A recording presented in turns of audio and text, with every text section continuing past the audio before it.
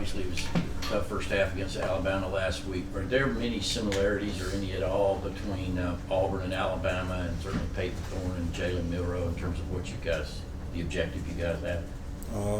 I mean, they both got two explosive offenses, two athletic quarterbacks that can throw the ball. But as far as like similarity, though, it's two different offenses. So I wouldn't necessarily say there's too many similarities. Smael, when it came to stopping the edges, cutting them off, obviously y'all did much better on that after 28-0. How much of that was eye discipline? How much of that was kind of strategy of having more guys on the edges? Or what was it? Really, it was kind of a mix of a couple of different things. You can't really put it all on like one specific problem. But, we're going to go to the doctor today, see what we got to fix, and then, attack practice and get ready for Auburn.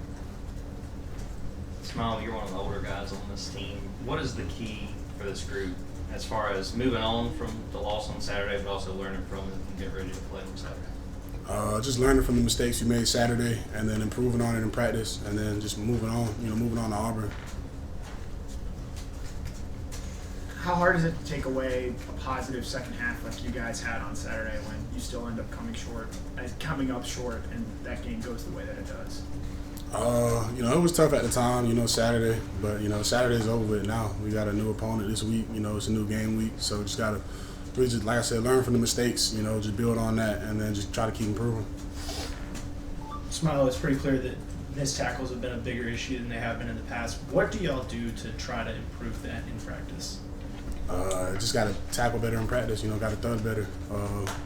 Just got to try to keep improving on that, really. So do you think it's some fundamental things with tackling, or how much of it is they have a couple of really special athletes that are just hard to bring down? Wait, you could repeat the question again? Like Jalen Milroe, Ryan Williams, those guys can do some things that maybe some other players that you'll see this year won't. How much of the tackling is just because those guys are very different, or how much is because you guys aren't doing fundamentally what you need to do? Those are they are like real special athletes, but it's the SEC. We play special athletes every week, so we can't really put it on that. Just kind of just got to be better, really. Got to attack it in practice. When you came in from high school and were on that 2021 team, how difficult of an adjustment was it for you going from playing high school football to trying to help this team win at the college level, at an SEC level? That was back my freshman year, so it was really kind of because my role at the time was really just special teams, and then I was a 2 in practice, and it was me and Pop. We coming at the end of the games, but try to just do what I could on special teams, really. That was my role then, so try to do the best of that.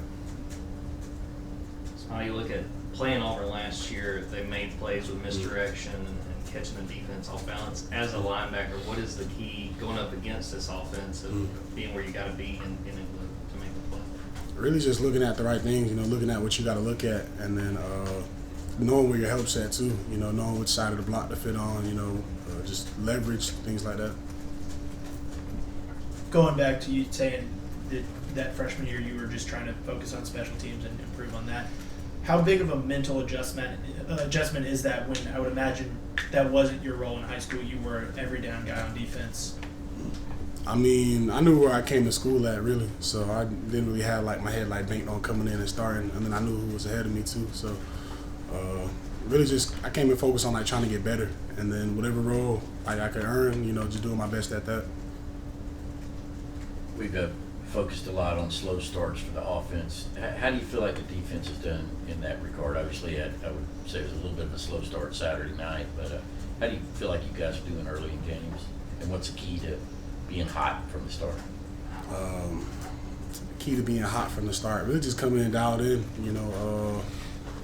but really just coming in dialed in early on in the games. That's the key, really just focusing on the right things.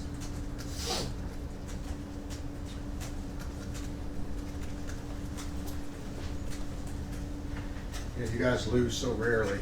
As a leader on the team and one of the older guys, how do you make sure the younger guys don't let this loss linger into this week's preparation, and you don't want to lose the Alabama game twice? How do you make sure you teach the younger guys not to let it linger in their minds?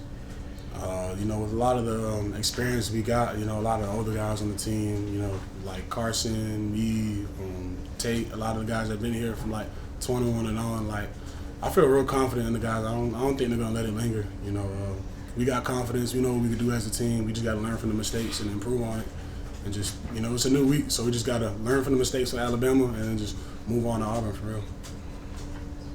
This game, traditionally, Georgia and Auburn, is usually a lot of guys that knew each other in high school, played each other in high school. Do you have any of that on the Auburn side, and what's it like playing in this rivalry? Nah, I don't really know. Personally, I don't really know nobody on the Auburn side.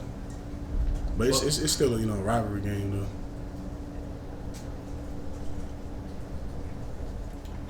though. Any more questions for Smael?